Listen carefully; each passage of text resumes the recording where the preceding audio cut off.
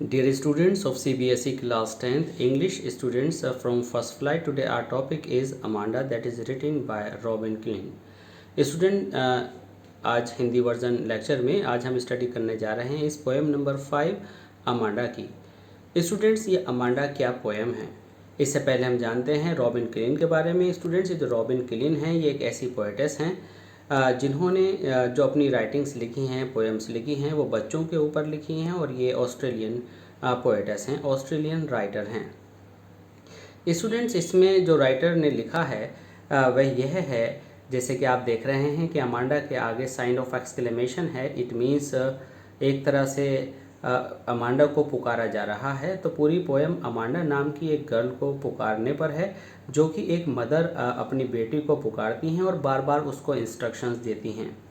Students, इसमें ये suppose किया गया है, जो कि एक वेल मैनर्ड सोसाइटी है, उसमें ये एक्सपेक्टेशन किया जाता है कि जो बच्चे हैं किसी फैमिली के बहुत ही वेल मैनर्ड हों और उनको मैनर में लाने के लिए उनको वो जो उनकी मदर हैं, स्पेशली मदर बच्चों को इंस्ट्रक्ट करती रहती हैं।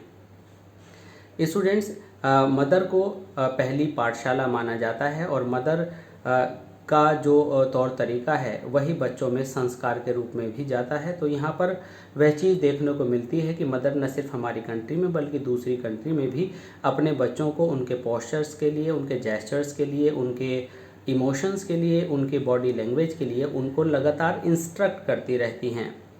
और स्पेशली स्टूडेंट्स, गर्ल्स को कहा जाता है कि गर्ल्स के लिए सही नहीं है, गर्ल्स को ये नहीं करना, गर्ल्स को वो नहीं करना है। और ये माना जाता है कि जो मदर है वो अपने बच्चों को कुछ अच्छा सिखाने के लिए ऐसी कोशिश करती हैं। वह लगातार बताती हैं कि बेटा तुम्हें ये नहीं करना है, तुम्हें ये करना है। और सही माने तो बच्चों को इतनी समझ होती भी नहीं है कि वास्तव में क्या करना है, तो मदर लगातार इंस्ट्रक्शन देती रहती हैं। कई बार जब मदर कहती हैं कि अपने कंधों को इतना झुका कर मत बैठो, अपनी पीठ को इतना मोड़ कर मत बैठो, अपने नेल्स को आप बाइटिंग मत करो, तो स्टूडेंट्स ये सुनकर के उन बच्चों को ऐसा लगता है जैसे कि उनको लगातार नैग किया जा रहा है, इरिटेट किया जा रहा है। और स्टूडेंट्स, जबकि रियलिटी यह है कि मदर कभी भी अपने बच्चों का बुरा नहीं चाहती। वह चाहती है कि वह कुछ एक्स्ट्राऑर्डिनरी बने और वो बहुत ही स्मार्ट और वेल मैनर्ड दिखाई दें। लेकिन लगातार इंस्ट्रक्शंस बच्चों को ऐसी लगती है, स्पेशली इस टीन एज में, जो कि एक ऐसी एज है जिसे हम स्टॉर्मी एज भी कहते हैं, जो बहुत ही नेगेटिव बच्चे लेते हैं। तो स्टूडेंट्स, यहाँ पर हमारे पास जो एक कैरेक्टर है वो अमांडा है और अमांडा को हम एक बच्चे के रूप में देखेंगे और ये भी देखेंगे कि जब मदर उनको लगातार इंस्ट्रक्ट करती हैं तो अमांडा या कोई भी बच्चा किस तरह से अपने मन के अंदर जो आंसर्स देता है या फीलिंग रखता है या बोलने वाले के अपोजिशन में क्या फीलिंग रखता है, ये भी हम इस पोएम में जानेंगे। स्टूडेंट्स, जो मदर की इंस्ट्रक्शंस हैं वैसे तो हमें उनको पॉजिटिव लेना चाहिए, लेकिन देखते हैं इस पोएम में कि अमांडा की क्या थिंकिंग है और मदर क्या इंस्ट्रक्शन देती हैं। Student, this is M Rahman and you are attending our easy classes of English language. Students, अपने लिटरेचर की क्लासेस को पूरा करने के लिए, अपने 10th के सिलेबस को पूरा करने के लिए स्टूडेंट्स प्लीज़ जारी रखिए देखना हमारे इस चैनल और ऐसे क्लासेस ऑफ इंग्लिश लैंग्वेज को। और आपको अगर हमारे लेक्चर्स अच्छे लगते हैं तो प्लीज़ अपने जो सजेशंस हैं और जो आपके पॉजिटिव कमेंट्स हैं प्लीज़ कमेंट बॉक्स में देना मत भूलिएगा और सब्सक्राइब कीजिएगा और शेयर कीजिएगा हमारे इन लेक्चर्स को। आइए शुरू करते हैं अमांडा। स्टूडेंट्स, यहाँ पर जो स्टैंजा बिगिन हुआ है, इस स्टैंजा में हम देखते हैं कि जो अमांडा की मदर हैं वो इंस्ट्रक्शन दे रही हैं अमांडा को, don't bite your nails Amanda, don't hunch your shoulders Amanda. Amanda, अपने नेल्स मत खाओ, अमांडा अपने नेल्स बाइटिंग मत करो, अपने नेल्स मत काटो। Don't hunch your shoulders Amanda, hunch means students keep one's back round and you can say the act of bending into a humped posture। आप जो पीछे को अपनी कमर को गोल करके बैठते हैं स्टूडेंट्स, उसे हंच कहते हैं। तो यहाँ पर मदर कह रही हैं अमांडा अपनी कमर को इतना झुकाकर मत बैठो और जो आपकी जो शोल्डर्स हैं उनको इतना सिकोड़ कर मत बैठो, गंदा लगता है। Stop that slouching and sit up straight.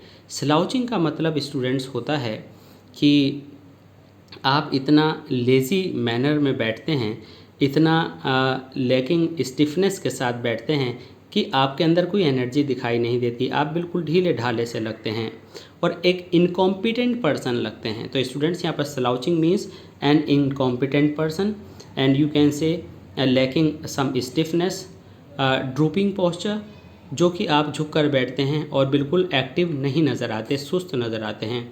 And sit up straight students here the poetess says to Amanda कि आप जो है अपने कंधों को झुका कर ना बैठें और आप इस तरह से बिल्कुल लेजीनेस के साथ ना बैठें। सिट अप स्ट्रेट, बिल्कुल सीधा होकर बैठें अमांडा। अब ये सुन करके अमांडा के मन में क्या बात चल रही है, ये जो ब्रैकेट्स के अंदर दिया गया है स्टूडेंट 3 पार्ट 3 लाइन्स के रूप में स्टैंजा, आइए देखते हैं इसमें। There is languid emerald sea where the sole inhabitant is me, a mermaid drifting blissfully. Students यहाँ पर अमांडा सोच रही है अपनी मदर के उन सारी इंस्ट्रक्शंस को सुनने के बाद कि काश वह एक एमरल्ड सी में हो। स्टूडेंट्स यहाँ एमरल्ड का मतलब जो एमरल्ड प्रेशियस स्टोन है उसका कलर ग्रीन होता है, तो यहाँ पर सी को ग्रीन वो अपनी इमेजिनेशन में विजुअलाइज कर रही है। और लैंग्विड मीन्स जहाँ पर बिल्कुल वो रिलैक्स्ड मूड में हो और किसी तरह की कोई एक्टिविटी, किसी तरह की कोई बॉदरेशन ना हो। तो वह सोच रही है कि वह ग्रीन एमरल्ड सी के अंदर हो और वहाँ पर वो बिल्कुल लैंग्विड मीन्स रिलैक्स्ड हो, no hurry no worry. Where the sole inhabitant is me, और वहाँ पर sole means the only inhabitant means the dweller is Amanda, और जहाँ पर अकेला मात्र पीसफुल कोई जो रेजिडेंट है, जो वहाँ का ड्वेलर है, वह केवल अमांडा हो।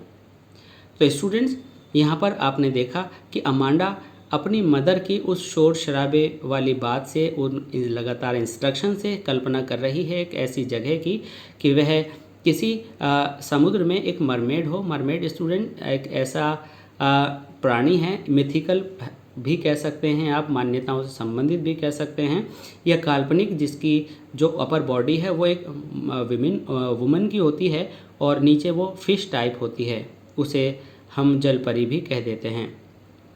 और जो carried by water of the river और द ओशन, जो समुद्र के पानी द्वारा बहाई जा रही हो और वह उस पर जो है फ्लोट कर रही हो, तैर रही हो। Blissfully means with piece. Students तो यहाँ पर अमांडा इमेजिन कर रही है इस बात को, किस बात के ऊपर इमेजिनेशन है, जब अमांडा की मदर अमांडा को ये समझाती हुई कहती हैं कि अमांडा अपने नेल्स मत काटो, अपने कंधों को जो है सिकोड़ कर मत बैठो, अपनी कमर को सीधा रखो, स्ट्रेट बैठो।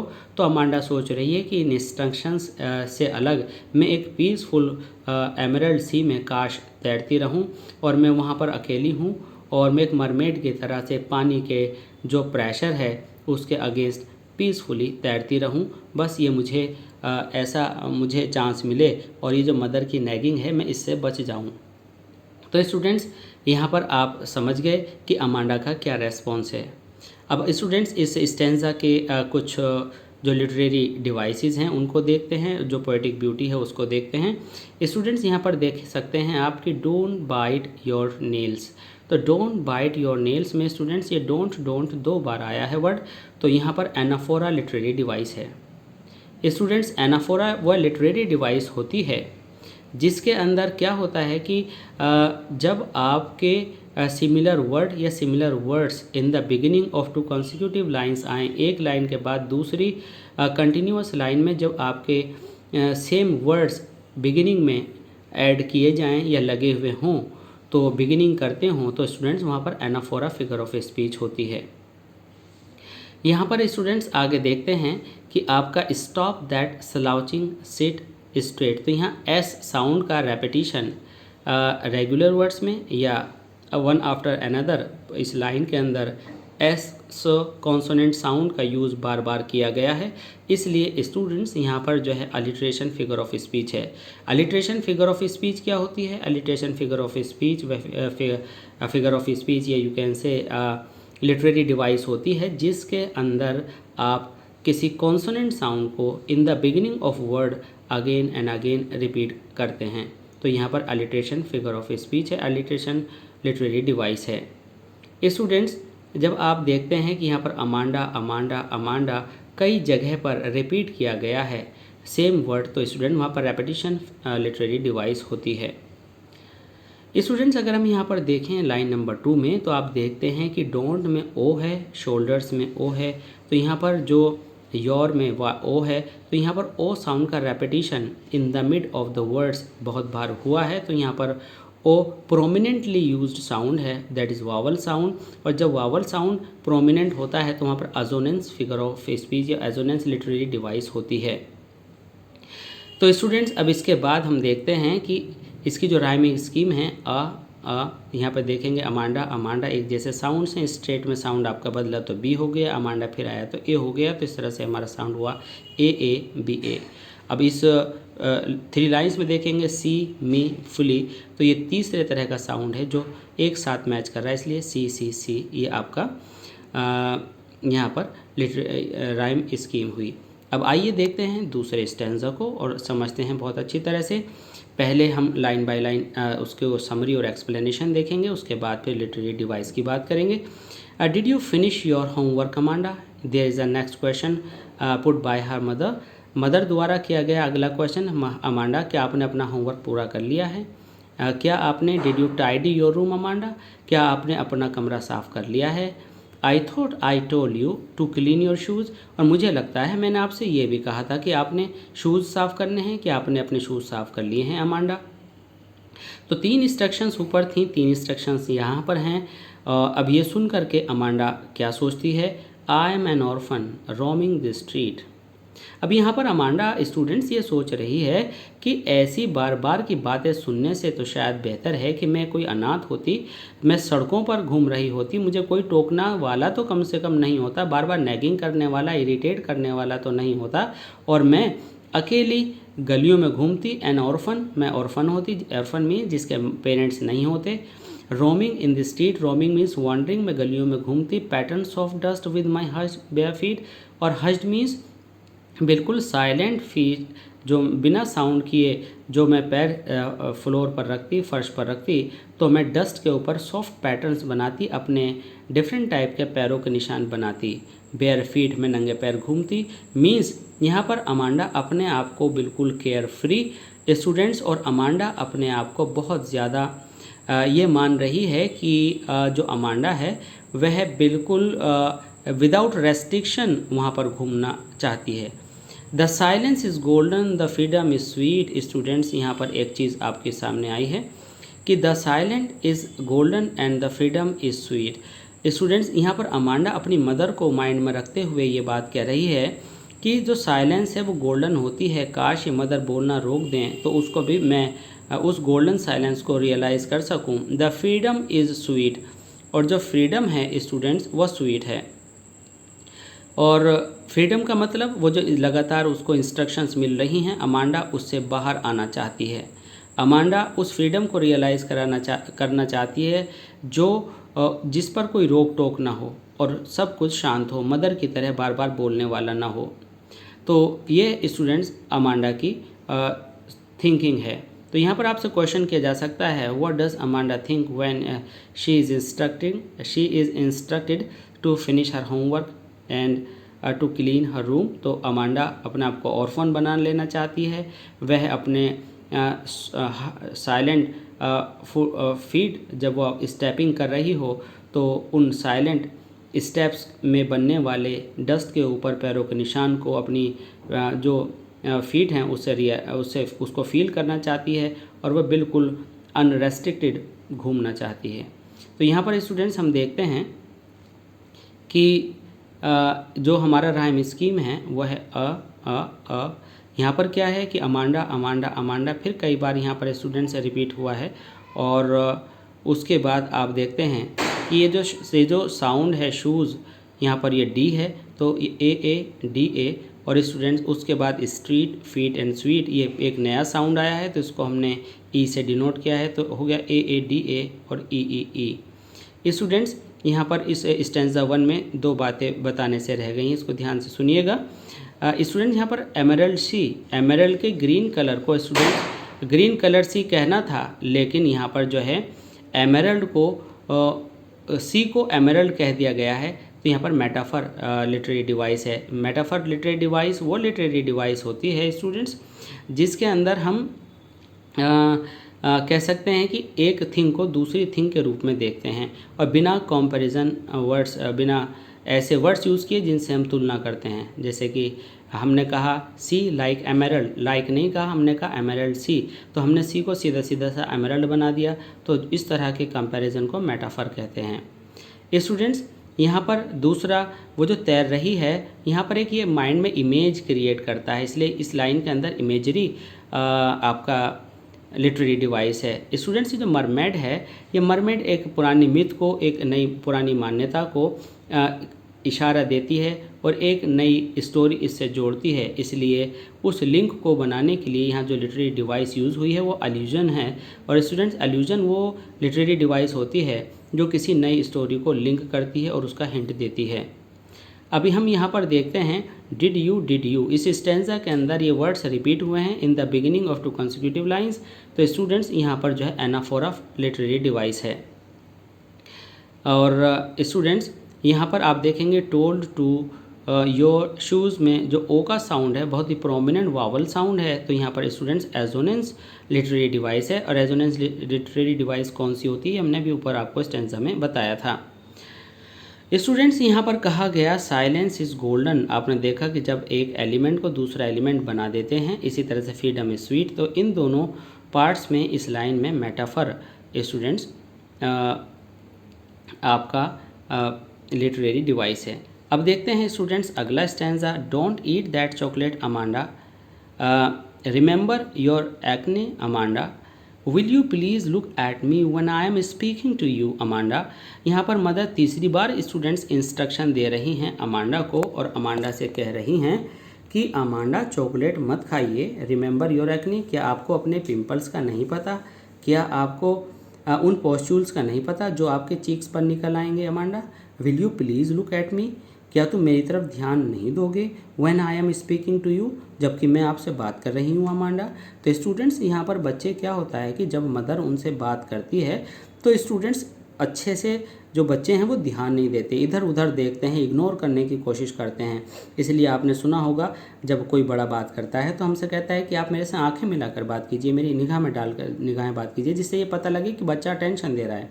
अब यहाँ पर क्या देखते हैं, बॉडी लैंग्वेज मांडा की क्या है, अमांडा जो है इधर उधर देख रही है, अमांडा अटेंशन पे नहीं कर रही है। तो mother is getting angry and she says why don't you look at मी, मेरी आंखों में क्यों नहीं देखते तुम अमांडा, मैं आपसे बात कर रही हूँ। आपको चॉकलेट नहीं खानी चाहिए, क्या चॉकलेट खाने से आपको नहीं पता कि चेहरे पर आपके फेस पर दाने निकल आएंगे, पिंपल निकल आएंगे। स्टूडेंट्स, इस तरह से जो मदर है वो अमांडा को लगातार समझा रही हैं, लेकिन अमांडा की अपनी ही एक अलग सोच है। यहाँ पर अमांडा क्या सोचती है, आइए एक बार फिर देखते हैं। इस तीसरे स्टैंजा में, I am Rapunzel, I have not a care, life in a tower is tranquil and rare, I'll certainly never let down my bright hair। Students, यहाँ पर जो आपको रेपंजल की स्टोरी यहाँ पर दिखाई दे रही है, तो यहाँ पर एल्यूजन लिटरेरी डिवाइस है। एल्यूजन लिटरेरी डिवाइस जो एक नए स्टोरी को कनेक्ट करती है, आपको एक नया इंडिकेशन देती है, इशारा देती है। यहाँ पर जो स्टोरी है स्टूडेंट्स वो आप समझ सकते हो, मैं आपको थोड़ा सा हिंट देता हूँ कौन सी स्टोरी है। वैसे तो रेपंजल की स्टोरी आप जानते होंगे स्टूडेंट्स, ये एक जर्मन फोक स्टोरी है। इसके अंदर क्या है कि रेपंजल एक ये मान लीजिए प्रिंसेस है जिसको विच उठा कर ले जाती है और एक टावर में बंद कर देती है। और रेपंजल के बाल इतने ब्यूटीफुल हैं, रेपंजल के जो चोटी है वो इतनी स्ट्रॉन्ग और ब्यूटीफुल है और लॉन्ग है कि जब रेपंजल अपनी चोटी को नीचे टावर से लटकाती है तो प्रिंस या विच खुद भी उस चोटी पर चढ़कर ऊपर आ जाती है। तो स्टूडेंट्स, यहाँ पर जो रेपंजल कह रही है, आई हैव नॉट अ केयर, मुझे किसी की परवाह नहीं है, मैं रेपंजल बन जाना चाहती हूँ। लाइफ इन अ टार, और मैं अकेले शांत, ट्रैंक्विल मीन्स पीसफुल, टार के अंदर अपनी लाइफ बिताना चाहती हूँ। एंड रेयर, और बिल्कुल अनयूजुअल लाइफ जिसमें दूसरे मेरे को इंटरफेयर करने वाले ना हों। तो यहाँ पर हम ये देखते हैं कि स्टूडेंट्स जो अमांडा है वो बिल्कुल अनयूजुअल लाइफ एक्सेप्ट करने के लिए तैयार है, लेकिन मदर की इंस्ट्रक्शन सुनने के लिए तैयार नहीं है। अमांडा कहती है मैं रेपंजल बन जाऊंगी, और रेपंजल बनने में मैं एक थोड़ा सा चेंज ये करूंगी। रेपंजल तो अपनी चोटी को नीचे लटका देती थी जिस पर कोई चढ़कर ऊपर आ सकता था, लेकिन I have not a care, मैं इसकी केयर नहीं करूँगी। It means I will not hang my plait there. Tranquil and rare, और मैं वहाँ पर शांत माहौल में बिल्कुल अनयूजुअली वहाँ पर रहूँगी। I certainly never let down my bright hair, और मैं अपने उन चमकीले बालों को नीचे नहीं गिराऊंगी जिस पर कोई चल कर ऊपर आए और मुझे डिस्टर्ब करे। तो स्टूडेंट्स यहाँ पर जो पूरा जिस्ट निकल कर आया, रेपुंजल जो है without any instruction, without any nagging, without any repeated instruction बिल्कुल नहीं जीना चाहती है। वह पीसफुली जीना चाहती है, वह बिना इंस्ट्रक्शन के जीना चाहती है, वह अपनी लाइफ अपनी तरह से मोल्ड करना चाहती है। उसे एक्सटर्नल इंस्ट्रक्शंस बिल्कुल नहीं पसंद हैं। अब स्टूडेंट्स यहाँ पर फिर मदर उनसे कहती हैं stop that sulking at once Amanda. उनका जो मूड है अब थोड़ा सा जो है एंग्री है, और वो कहती हैं stop that sulking. Sulking means students आप देखते हैं कि जब बच्चों को डांटा जाता है तो वो थोड़ा बड़बड़ाते हैं, थोड़ा सा कुछ बोलते हैं, तो इसको स्टूडेंट सल्किंग मूड कहते हैं।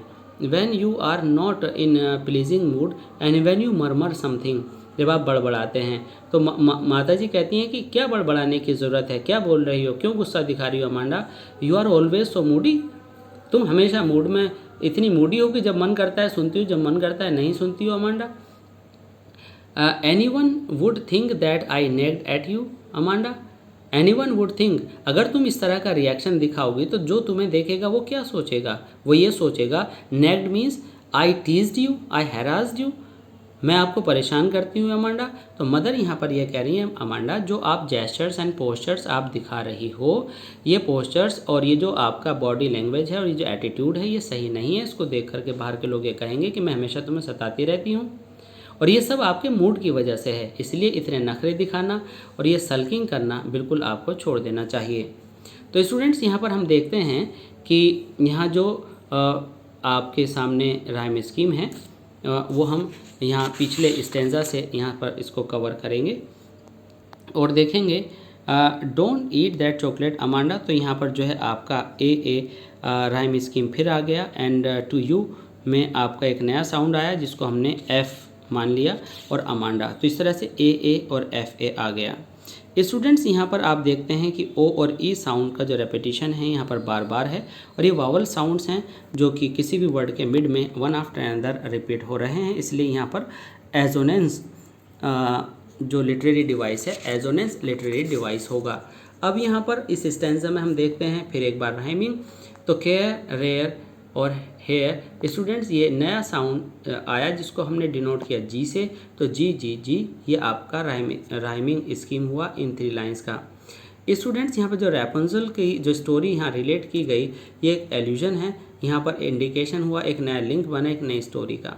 इसके बाद स्टूडेंट्स हम देखते हैं stop that sulking at once.